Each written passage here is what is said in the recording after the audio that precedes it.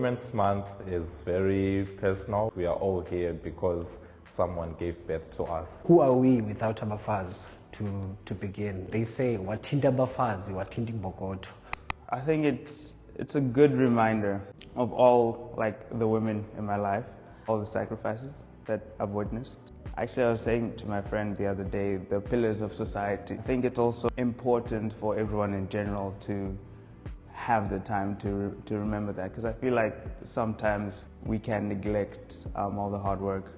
Understanding the ways in which we still need to make changes in our society in South Africa, ensure that women and men are treated fairly and equally and have equal opportunities. What Women's Month means to me is taking the time to appreciate all the contributions that we've gotten from amazing women in our lives. Taking time to become more aware of the struggles that women go through. I feel like this should be just an everyday thing and shouldn't have to just be in this month, especially when in South Africa women face a lot more struggles than other places. This is a time to make women feel safer and more seen.